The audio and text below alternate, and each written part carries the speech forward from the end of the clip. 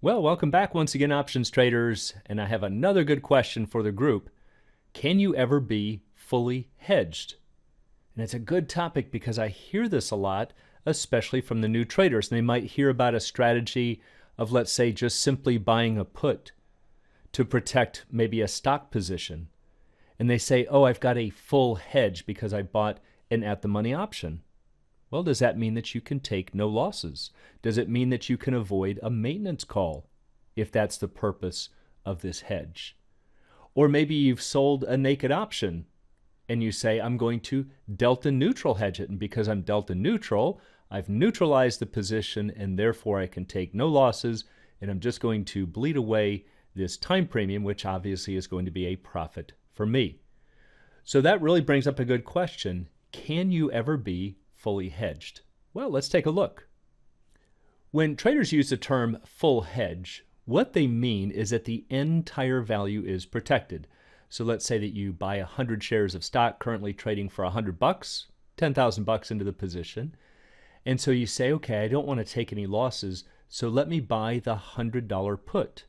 And let's say it's trading for 5. So the thing that the traders are looking at is they say, if I spent 100 per share, and by buying the $100 put, I have the right to sell it for $100 per share. Therefore, I'm fully hedged. And it depends on how you want to look at it. Yes, on one hand, you could say that you are ensuring the full value. But this is what they mean when they use the term fully hedged. But you have to also understand that there is a cost to protect it. And that's your time value or your extrinsic value. So it doesn't mean that you're going to escape all losses. It also depends on the time frame.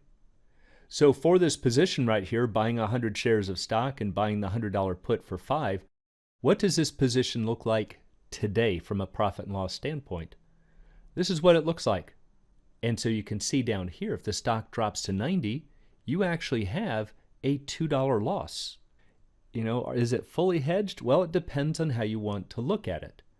But if you're trying to buy this hedge because let's say you're trying to avoid a maintenance call, then this probably isn't going to cut it. You might need to buy more put options than just a 1-to-1 ratio. What about at expiration? Well, it only gets worse because here's your risk graph at expiration, and if that stock falls to 100, that strike or lower, now you're not down 2, now you're down 5. And once again, that's because you bought the shares for 100, you can exercise the put and collect 100, but it still never recovers the $5 that you paid for the put. That is the cost of the hedge, and you never get that back. That's the point that I find that most traders forget.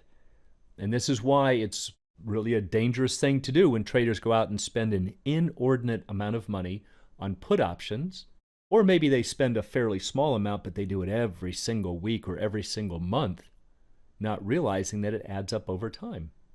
And so yes, maybe once or twice through the year, they have some fairly nice collections, but overall, they're still at a net loss. So what about a delta hedge? Well, let's assume that we have 30 days to expiration and 20% volatility, and a $100 call under these conditions would trade for about $228. So let's say that you sell this $100 call. It's a naked position, and no, I never advocate that, but just for the example, let's say that somebody does. And so that same pricing model is going to show that you have a delta of about 51. So if you wanted to delta hedge this or neutralize it, you could buy 51 shares. And yes, at this moment, you're effectively long 51 shares and short 51 shares with that option. And that means, yes, you are delta neutral. And unfortunately, this leads traders to believe that their profit and loss is 0 across the board. It's 0 for a small price change in the stock. So are you delta neutral hedged? Yes, sort of, but only for small stock price changes, not forever. Why? Because if that stock moves up or down, the delta on that short call changes, but notice that the long position right here in green is fixed.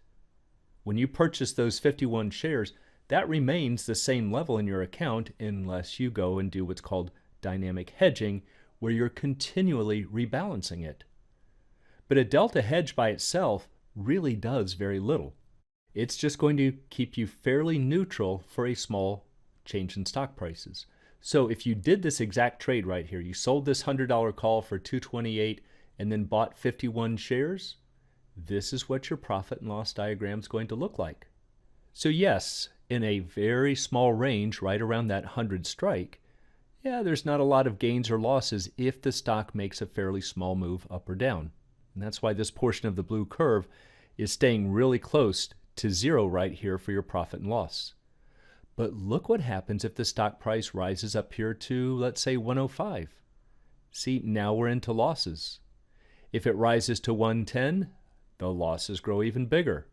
Same thing on the downside. If it falls to 95 or falls to 90, those losses are going to be about symmetrical. So in the case of a short option, a delta neutral hedge isn't going to save you except for a very small change in the stock's price. But the point to understand is just because somebody might say that they have a delta neutral hedge on doesn't mean that they should have a high level of confidence that they are avoiding losses. It's just an insurance policy against very small changes in the underlying stock. So just understand that whenever you hear the term hedge, that there is always a risk. And it's up to you to figure out what's acceptable. You also have to understand options so that you understand that the risk that you want to take is in fact the risk that you're taking.